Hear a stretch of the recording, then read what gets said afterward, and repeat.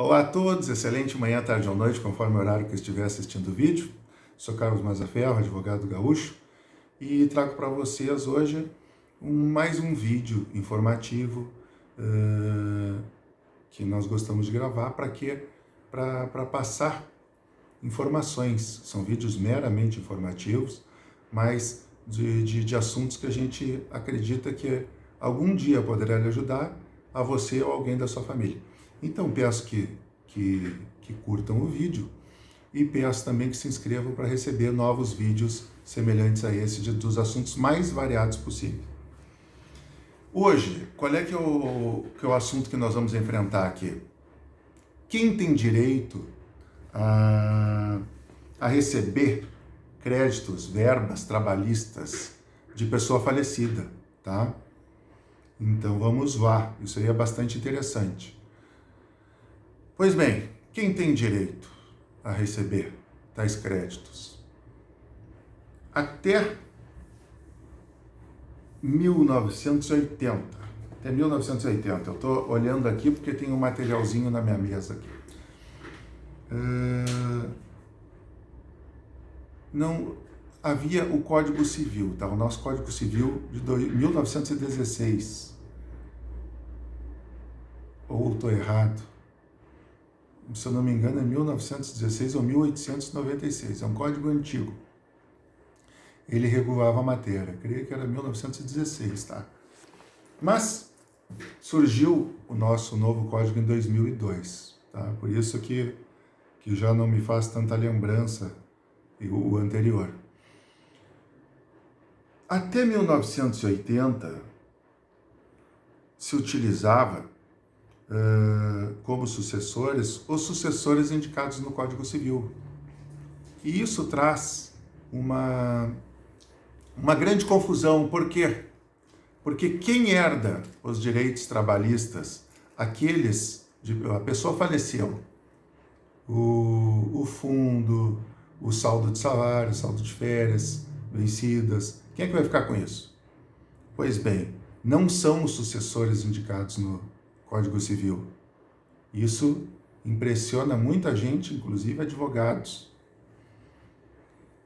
Quem tem direito a essas verbas são os dependentes previdenciários. Inclusive, se houver, por exemplo, um processo trabalhista em trâmite ou já encerrada a fase de conhecimento, que é quando já se tem sentença a favor transitada em julgado, quem vai poder ter legitimidade para seguir esse processo são os dependentes previdenciários. Então, às vezes, uma pessoa... isso soa por vezes injusto. Por quê? Pega um homem que tem 10 filhos, 10 filhos, e se casa novamente. A nova mulher, se for dependente previdenciária dele, ela vai fazer jus àquilo que tem em determinada ação trabalhista. Então é impressionante às vezes isso. Vamos ver o que acontece, tá? Quem são os dependentes previdenciários, tá? Vou pegar aqui no livro do Frederico Amado, selecionado pelo meu colega, grande Alexandre Galisteu. Aqui, ó. Dependentes dos segurados. Artigo 16 da Lei 8213 de 91. Os dependentes têm classes. Então, a primeira, a segunda e terceira classe. A classe mais próxima exclui a que está depois. Então, qual é a primeira classe dos dependentes previdenciários? Cônjuge, a companheira, o companheiro, o parceiro homoafetivo, o ex-cônjuge, o ex-companheiro, que percebe alimentos, e o filho não emancipado de qualquer condição, menor de 21 anos ou inválido, ou que tenha deficiência intelectual ou mental, que o torne absoluta ou relativamente incapaz, assim declarado judicialmente. O menor enteado e o tutelado são equiparados a filho, se comprovada a dependência econômica. Então, esses são de primeira classe. O de classe 2, os pais do segurado. Esses não são presumidos dependentes econômicos, eles têm que provar a dependência econômica. E a terceira classe, lembre-se que os pais vão valer se aqueles primeiros não existirem. A terceira classe varia a depender do caráter intertemporal. Isso aqui, os dependentes previdenciários, dá para se aprofundar melhor ou procurar vídeos específicos sobre isso, tá? Aqui eu só estou dizendo para vocês terem uma ideia. Porque eu já dei o exemplo, se o homem tem uma mulher, ainda que esposa nova, e seja sua dependente previdenciária, e não tem nenhum filho menor nem inválido, essa nova mulher vai ter direito à herança, aos créditos trabalhistas dele em ação trabalhista que ainda não havia sido paga. Então você pode pensar 100, 200, 300, 400, 500, 1.000, 1 milhão, 2, 3.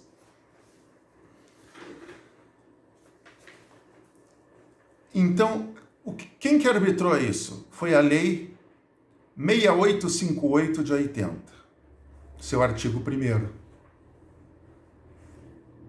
que diz assim: os valores devidos pelos empregadores aos empregados e os montantes das contas individuais do Fundo de Garantia de Tempo de Serviço e Fundo de Participação PIS/PASEP não recebidos em vida pelos respectivos titulares serão pagos em cotas iguais aos dependentes habilitados perante Previdência Social ou na forma da legislação específica dos servidores civis e militares e, na sua falta, aos sucessores previstos na Lei Civil, indicados em alvará judicial, independentemente de inventário ou arrolamento. Então aqui, uma coisa interessante, algo interessante é o seguinte: os sucessores da Lei Civil, eles vão ser herdeiros, vão ter direito aos créditos se não houver dependentes previdenciários. Um homem que não tinha mais nenhum dependente previdenciário e deixou um crédito trabalhista, proveniente de direitos trabalhistas não percebidos em razão da morte ou de processo trabalhista, esse homem ele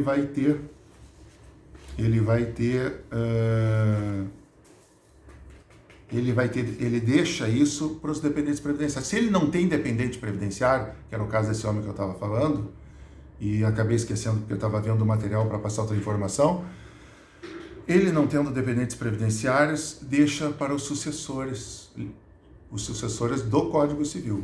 Aí sim. Importante aqui, eu indico um trabalho aqui muito bem feito, escrito, que está no site jus.com.br, escrito pela colega Aline Bilheiro Vidal, tá? Quem quiser ver esse artigo, eu digo que ele está muito bem escrito, não somente pela parte técnica, que também está boa, está muito boa, por sinal, mas ele é um artigo que o leigo também poderá ler e poderá entender. Eu indico para colegas e clientes esse artigo. É só procurar sitejus.com e Aline Bilheiro Vidal, a colega. Então, isso aqui que eu falei para vocês tem jurisprudência já do TST, tá? Então, eu acredito que ainda possa vir ser provocado um novo embate. Por exemplo, esse exemplo que eu citei da nova mulher, o sujeito casou ontem com uma nova mulher e tem 10 filhos, por exemplo, 10 filhos maiores. Se eu sou advogado de um desses filhos, eu vou pensar se não coloco no inventário também o direito ao crédito desta ação, né? Isso aí pode vir a ser provocado pela Justiça de primeiro, segundo grau, do STJ, e talvez haja mais alguma discussão aí, né? Talvez consiga-se chegar ao STF e mudar um pouco esse entendimento, mas até hoje o que vale é que os herdeiros de direitos trabalhistas, proveniente ou não de ação judicial, são os dependentes previdenciários. Peço a vocês que deixem o curtir, se julgam que foi merecedor, tá? E se inscrevam para receber o nosso material, novos vídeos, e compartilhe esse vídeo para que essa informação chegue a diversas pessoas, incluindo também profissionais do direito que muitos não têm conhecimento disso. Um grande abraço a todos, muita luz e paz.